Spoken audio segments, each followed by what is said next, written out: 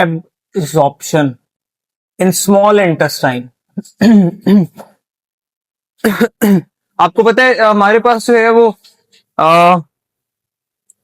Small intestine की walls के ऊपर टाइनी फिंगर लाइक प्रोजेक्शंस पाई जाती हैं जिन्हें हम विलाई कहते हैं, और उनकी सरफेस के ऊपर भी माइक्रोस्कोपिक प्रोजेक्शंस पाई जाती हैं जिन्हें हम जिनका काम सरफेस एरिया को इंक्रीज करना, किस काम के लिए? एब्जॉर्प्शन के लिए। एब्जॉर्प्शन किस तरह से होगी इसको पढ़ेंगे। उससे पहले आप विलाय जो है उसके स्ट्रक्चर को एक दफा पढ़ लें।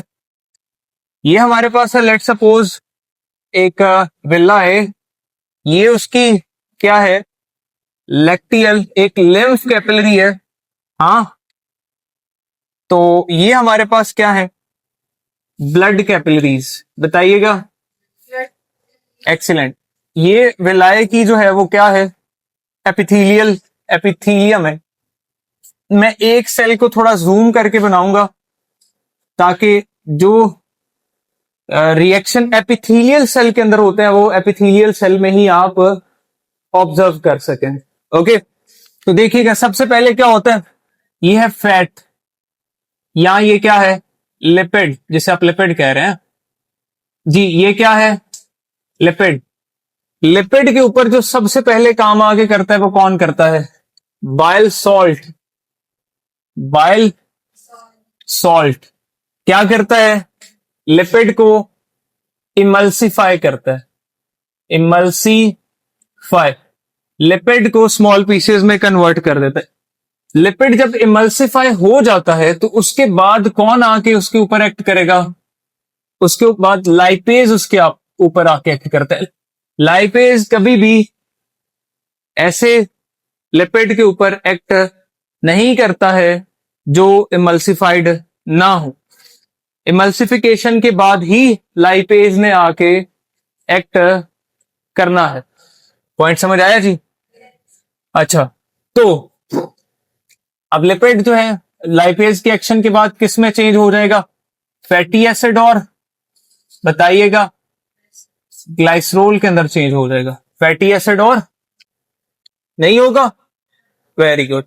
अब फैटी एसिड और ग्लाइसरोल ये किसके अंदर एंटर करेंगे? इंडिविजुअली एपिथेलियल सेल के अंदर। हाँ, ये कौन सा सेल था? इसमें जाके फैटी एसिड और ग्लाइसरोल वापस मिल जाएंगे। क्या बनाएंगे? बताइएगा। असाइल ग्लाइसरोल, यानी वापस से क्या बनेगा? लिपिड बनेगा। ठीक है, लिपिड के साथ क्या किया जाएगा? बताइएगा जी। लिपिड के साथ जी प्रोटीन को मिलाया जाएगा, और क्या बनाया जाएगा? इन दोनों को मिलाने के बाद क्या बनाया जाएगा जी? लिपो प्रोटीन बनेगी।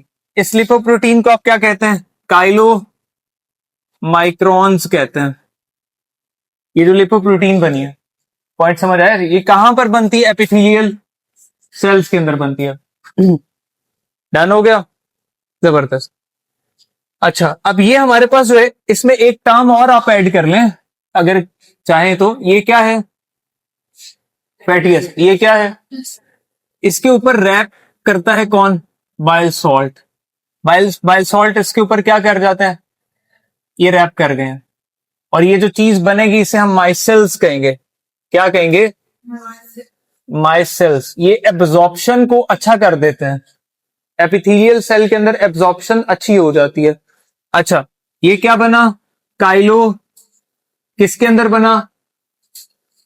यहां से ये बाहर निकलेगा एपिथेलियल सेल से। कैसे? एक्सोसाइटोसिस से। कैसे निकलेगा? Very good. और ये हमारे पास उसके बाद चला जाएगा किधर जी? बोल दें। ये क्या था? लैक्टियल। बेटा ये क्या था? लैक्टियल बाय नेचर क्या होती है? लिम्फ कैपिलरी होती है बाय नेचर। ये क्या होती है? लिम्फ कैपिलरी नहीं होती है? Very good. तो यहां पर चला गया क्या? वजह, रीजन ये है कि लिम्फ कैपिलरीज की वॉल्स के अंदर पोर्स का साइज बड़ा होता है, और ब्लड कैपिलरीज की वॉल्स में पोर्स का साइज, तो ये बड़े साइज के मॉलिक्यूल्स हैं, और ये नहीं जा सकते हैं ब्लड कैपिलरीज के अंदर, लेकिन ये जा सकते हैं किधर, लिम्फ कैपिलरीज के अंदर। तो चले गए किधर, लैक्टियल में क्या मौजूद होता है बताइएगा, लिम्फ। और अब उस लिम्फ के अंदर क्या एंटर कर चुका है, लिपोप्रोटीन्स, यानी कि ये लिम्फ जाके एंटर करेगा किधर, ब्लड के अंदर। इसको किधर डाल दिया जाता है, ब्लड स्ट्रीम के अंदर डाला जाता है ना। लिम्फेटिक सिस्टम में डिटेल पढ़ेंगे किस पाथ से गुजरता है। ब्लड के अंदर जाने के बाद ब्लड के अंदर होते हैं एंजाइम्स, वो वापस से इस लिपोप्रोटीन को ब्रेक करते हैं, लिपिड अलग कर देते हैं और प्रोटीन अलग कर देते हैं। तो फाइनली ब्लड के अंदर लिपिड एब्जॉर्ब हो चुका। जो चीज डायरेक्ट ब्लड के अंदर एब्जॉर्ब नहीं हुई, लिम्फ ने उसको क्या किया, ब्लड में एब्जॉर्ब करवा दिया। दूसरी चीज, ये तो थी किसकी एब्जॉर्प्शन, लिपिड की एब्जॉर्प्शन। अब हम देखेंगे किसकी एब्जॉर्प्शन बताइएगा, कार्बोहाइड्रेट्स की एब्जॉर्प्शन। देखिए कार्बोहाइड्रेट्स जो है ये हमारे पास, हाँ जी, कार्बोहाइड्रेट्स को तवज्जो से सुने। कार्बोहाइड्रेट्स आपको पता है ये किस फॉर्म में आ चुके हैं, मोनोसेक्राइड की फॉर्म में, और इन्हें एब्जॉर्ब करवाया जाता है किधर, ब्लड कैपिलरीज के अंदर। कहां पर, सिंपल फैसिलिटेटेड डिफ्यूजन के थ्रू। किसके थ्रू, जबरदस्त मैकेनिज्म क्या है, फैसिलिटेटेड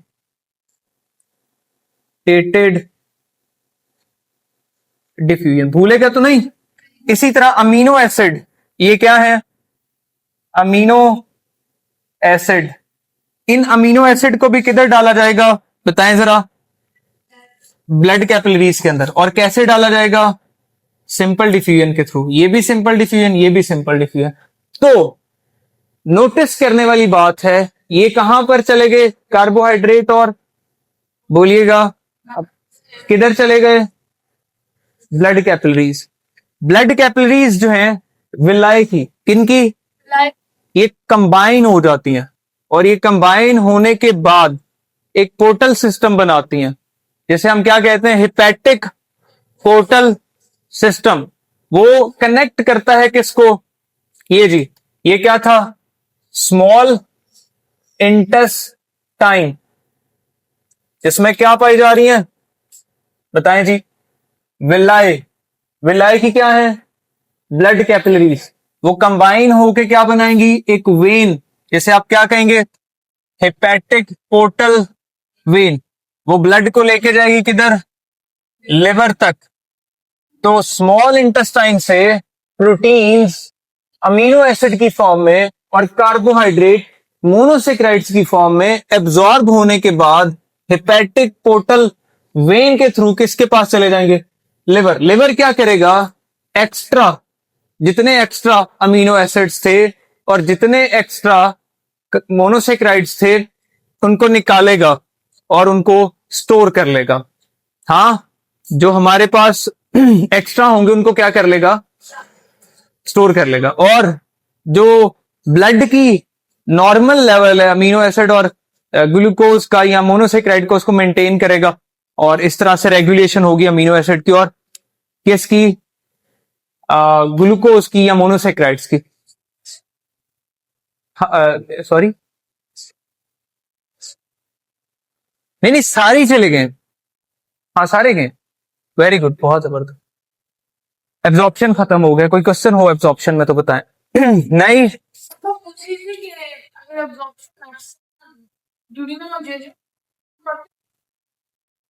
क्या, समझ नहीं आई एक्चुअली। एब्जॉर्प्शन जो है वो देखें, डाइजेशन तो स्मॉल इंटेस्टाइन में, स्टमक के अंदर भी हुई है। और एक बात, दूसरी बात, जितने हमारे पास पार्ट्स हैं, ड्यूडिनम, जेजुनम और इलियम, सारे के सारे इंटरकनेक्टेड है, इनके दरमियान में कोई स्फिंक्टर नहीं पाया जाता है। पॉइंट समझ आए, सारे के सारे इंटरकनेक्टेड है। ड्यूडिनम भी एब्जॉर्प्शन करता है जी कर सकते। हमने तो इलियम नहीं कहा, कहां लिखा हुआ इलियम, मैंने तो ऐसा नहीं कहा। हमने कहा कि ये जो विलाय है ये स्मॉल इंटेस्टाइन की वॉल्स के ऊपर है, उसमें इलियम भी आता है, उसमें जेजुनम भी आता है और ड्यूटेनम भी आता है। यहाँ पे कहीं पे आपको इलियम लिखा हुआ मिल रहा है? पूरे बोर्ड पे नहीं मिल रहा, पूरी स्मॉल इंटेस्टाइन है। वेरी गुड, आगे देखिएगा। तो ठीक क्वेश्चन है, ओके। अब हमने पढ़ना है जी लार्ज इंटेस्टाइन को। क्या पढ़ना है? अब बड़ा टाइम है, 5 और ले लेंगे। लार्ज इंटेस्टाइन को सुने जी, ले जी। लार्ज इंटेस्टाइन, आपको पता है लार्ज इंटेस्टाइन के कितने पार्ट्स हैं? हाँ जी, ये बताइएगा क्या है। यहां पे बना लेते हैं। ओके, यहां थोड़ा ऊपर कर लेते हैं। देखिएगा जी।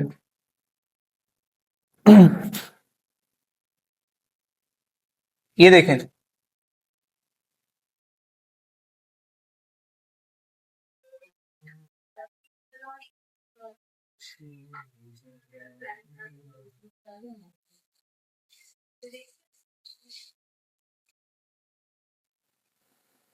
ठीक है। तो ये हमारे पास क्या है जी, ऑब्जर्व कीजिएगा।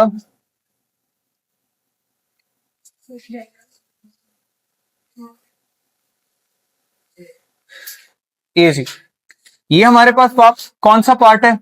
ये इलियम है। हाँ जी, इलियम। ये कौन सा है? सीकम। कितने सेंटीमीटर लॉन्ग होती है सीकम? 6। इसके साथ एक ब्लाइंड ट्यूब लगी होती है जिसे हम क्या कहते हैं? अपेंडिक्स वर्मिकुलरिस। अपेंडिक्स वर्मिकुलरिस, जिसका साइज कितना होता है? 9 सेंटीमीटर लॉन्ग। हाँ, ब्लाइंड ट्यूब। एमसीक्यू आता है कि हमारा जो इंटायर गट है वो ट्यूब लाइक है। डाइजेस्टिव सिस्टम दो तरह का होता है, एक सैक लाइक और एनिमल्स के अंदर अगर एक ओपनिंग हो, वही माउथ के तौर पे एंड करे, वही एनस के तौर पे, तो उसे कहते हैं सैक लाइक डाइजेस्टिव सिस्टम। और अगर दो ओपनिंग्स हो, एंटीरियर एंड पे माउथ और पोस्टीरियर एंड पे एनस, तो क्या कहेंगे? Tube like. हमारा डाइजेस्टिव सिस्टम कैसा है? लेकिन दो पार्ट ऐसे हैं डाइजेस्टिव सिस्टम में जो सैक लाइक है। एमसीक्यूज आता है कौन से हैं? वो दो, वो यही दो हैं, सीकम और अपेंडिक्स। ये दोनों कैसे हैं? बहुत जरूरी है कि आप याद रखें, सैक लाइक। अपेंडिक्स के अंदर बाजुकात फूड ट्रैप हो जाता है और इंफेक्शन हो जाती है, उसे क्या कहते हैं? अपेंडिसाइटिस। उसे क्या कहते हैं? अपेंडिसाइटिस, है ना जी। अच्छा, अपेंडिक्स को हम क्या कंसिडर करते हैं? वेस्टिजियल। क्या कंसिडर करते हैं? हाँ, वेस्टिजियल। आपको पता है वेस्टिजियल ऑर्गन्स किन्हें कहते हैं? ऐसे ऑर्गन जिनका पास्ट में कोई काम होगा लेकिन अभी कोई काम नहीं है, उन्हें वेस्टिजियल सपोज किया जाता है, क्योंकि डाइजेशन में इसका कोई काम नहीं है। अलबत्ता इसके अलावा भी अपेंडिक्स वर्मिकुलरिस के कुछ काम हैं, और वो कौन से हैं? पहला, ये लिम्फॉइड मैस के तौर पे एक्ट करती है। याद रख लें, entire mucosa of the digestive track, entire mucosa of the digestive track act करती है एज अ लिम्फॉइड मैस के तौर पे। तो ये भी एक्ट करती है एज अ लिम्फॉइड मैस के तौर पे, अपेंडिक्स वर्मिकुलरिस। इसके अलावा ये कुछ बायोजेनिक हॉर्मोन्स को रिलीज करती है एम्ब्रियोनिक स्टेजेस के अंदर, जिससे डेवलपमेंट रेगुलेट होती है। ये इसके कुछ काम है जो अदर देन डाइजेशन है। तो डाइजेशन में इसका जो है वो रोल क्या है? कुछ भी नहीं। इसीलिए इसको क्या सपोज करते हैं? बताइएगा, क्या सपोज कर? वेस्टिजियल सपोज कर। तो नोटिस करने वाली बात यह है, इसके बाद आएगी क्या? कॉलन। दूसरा पार्ट कौन सा है? हाँ जी, ये यहां से स्टार्ट हो रही है क्या? लिम्फॉइड मैस ऐसे टिश्यूज को कहते हैं जो लिम्फेटिक सिस्टम का पार्ट होते हैं और उनके पास लिम्फोसाइट पाए जाते हैं। व्हाइट ब्लड सेल की एक टाइप है। ऐसे टिश्यूज को हम क्या कहते हैं? लिम्फॉइड मैसेज कहते हैं। नहीं समझ आया?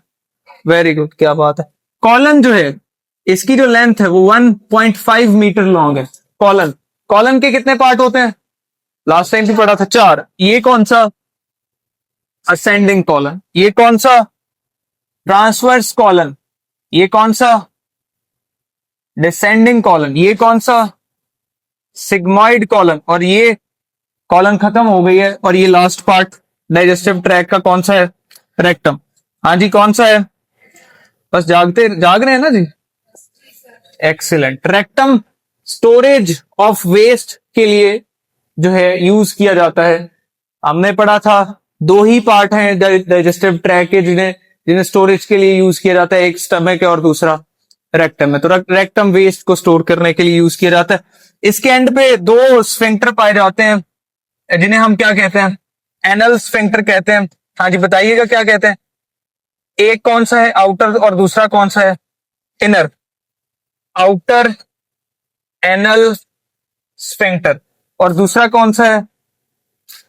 Inner anal sphincter.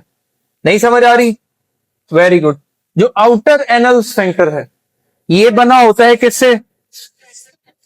Skeletal muscle से, और इनर स्मूथ मसल से। आउटर जो है ये स्ट्राइएटेड होता है। कैसा होता है? स्ट्राइएटेड। और इनर जो है वो नॉन स्ट्राइएटेड होता है, नॉन स्ट्राइएटेड। इसके अलावा आउटर जो है ये वाला, ये वोलेंट्री है। कैसा है? और इनर जो है वो कैसा है? बता दें, इनवोलेंट्री है जी। इन वोलेंट्री। इनर कैसा है? भूलेगा तो नहीं? Very good. ये हमारे पास डाइजेस्टिव ट्रैक के कितने स्फिंक्टर पढ़े हमने? यहां पे भी एक स्फिंक्टर पाया जा रहा है, ये आप देख रहे हैं यहां पे, ये वाला। इसे हम क्या कहते हैं? लास्ट टाइम भी हमने इस पे बात की थी, यहां पे लिख देता हूं। हाँ, इलियो सीकल स्फिंक्टर, या इसे इलियोकॉलिक स्फिंक्टर भी कहते हैं। क्या कहते हैं? इलियोकॉलिक नहीं कहेंगे, इलियोकॉलिक स्फिंक्टर। डाइजेस्टिव सिस्टम, सॉरी किस तरह से, मतलब सैक लाइक। देखें, सीकम जो है, सीकम, ये हमारे पास सीकम है, तो हम कहते हैं कि एक्चुअली ये पार्ट सीकम का ही है। अपेंडिक्स अलग से डाइजेस्टिव सिस्टम का सीकम के अलावा कोई पार्ट नहीं है। लार्ज इंटेस्टाइन के कितने पार्ट है? 3। तो सीकम और अपेंडिक्स एक ही है, पार्ट एक ही कंसिडर होगा। तो ये सारे का सारा इंटायर कंप्लीट स्ट्रक्चर है जिसको मैंने ब्लैक कलर दिया हुआ। ओके, तो हम पढ़ेंगे क्या जी? लार्ज इंटेस्टाइन के फंक्शन क्या पढ़ेंगे? एक्सीलेंट। पहला फंक्शन एब्जॉर्प्शन ऑफ वाटर। जी बताइएगा, सबसे ज्यादा एब्जॉर्प्शन वाटर की कहां पर होती है? कहां पर होती है जी? लार्ज इंटेस्टाइन के अंदर होती है। Okay, absorption of water plus electrolytes, याद रहेगा। सेकेंडली, यहां पर कॉलन के अंदर कुछ बैक्टीरिया रहते हैं जो कुछ विटामिन को प्रोड्यूस करते हैं, जिनका क्या नाम है? विटामिन के और विटामिन बी, बायोटिन। तो यहां पर बैक्टीरिया है, वो क्या करते हैं? विटामिन के प्लस बी, बायोटिन बनाते हैं। और तीसरा काम क्या है? ये न्यूट्रलाइजेशन